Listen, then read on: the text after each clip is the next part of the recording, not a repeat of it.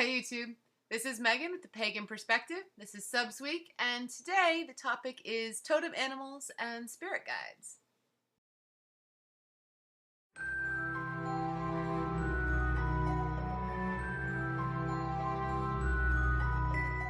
Hi YouTube, so today we're talking about totem animals and spirit guides. So the first question comes from Hannah Reed, and I'm just going to read the question. What to do with totems? Hey guys, for starters, I love this channel a lot. I would like to make a topic request. I've recently found my totem animal. It's a zebra, and I was really excited, still am. But then I had the question, well, what do you do with it now that I know what it is? And when I looked online, it was all about finding your totem. I want to progress with my totem animal, but I have no idea where to start. I'd really be grateful for your takes on what to do after you have found your totem. Blessed be, Hannah. So thanks, Hannah. Great question.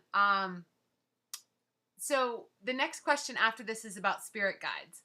So I think it's really important to note here that, at least in my faith and my pagan perspective on this, that totem animals are different from spirit guides. Some people have the same animal in both realms and even the same guide in both, but they can be different. They're not necessarily the same. And for most people, they're not the same. So your totem animal, I think it's wonderful that you found such a great totem. And I really suggest working with your totem in meditation. So that's the way that I work with my totem, and I feel most connected. So my totem actually is the snake. And for me, it's all about wisdom and guidance and rebirth and transformation. I'm the type of person who loves change. So the more change I can bring into my life and get excited about and kind of throw that monkey wrench into stuff and change it all up and dive right in head first without even testing the waters, that's kind of the spirit that I have. And I also feel that part of what's so awesome about finding your totem animal is finding your connection with the other planes and finding your connection with the other realms. So I think that that's really a wonderful thing.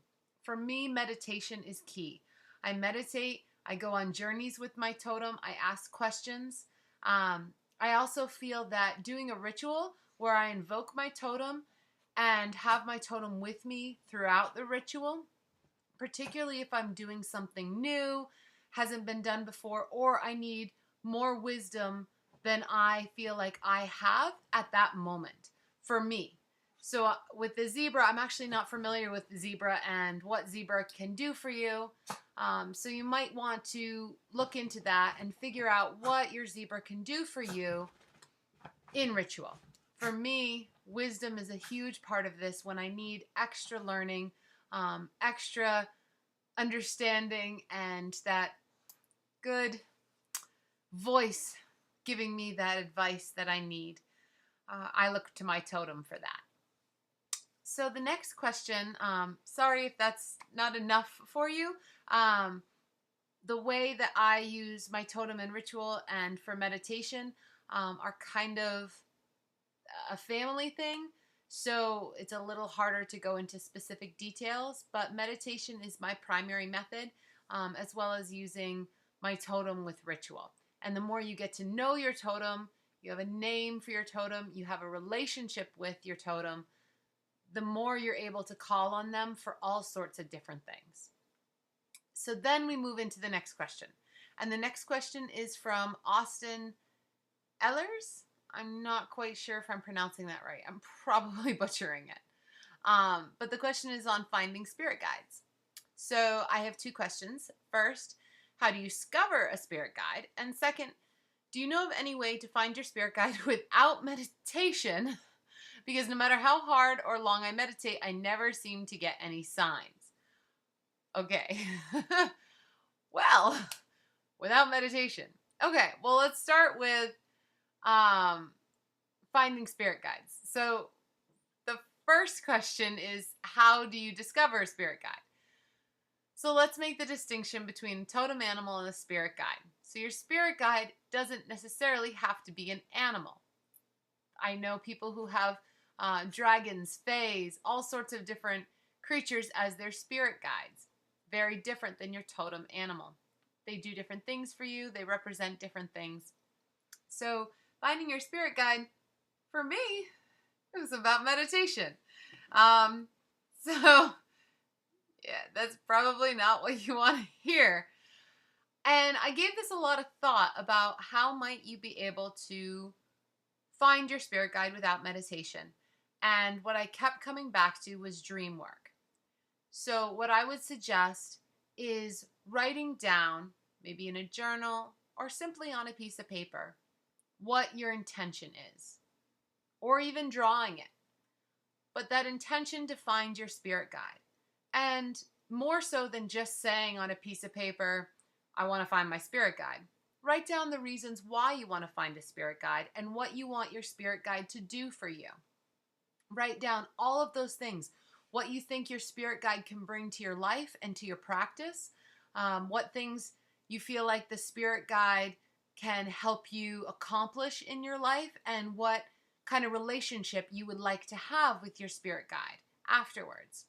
So you write this all down and then go to sleep and let your mind, that is so clearly too busy to be able to find things while you're meditating and that partially conscious state, let it relax and just go to sleep with this intention of finding your spirit guide and see what happens. I would leave the piece of paper with a pen, extra paper too, by the bed, so as soon as you wake up, or if in the middle of the night you have a dream and you wake up, you want to be able to record it right away, because we'll lose it pretty fast after you've been awake for a little while. So you want to make sure that you write it down right away, because not all of the things that will happen in your dream you'll be able to interpret and understand right away.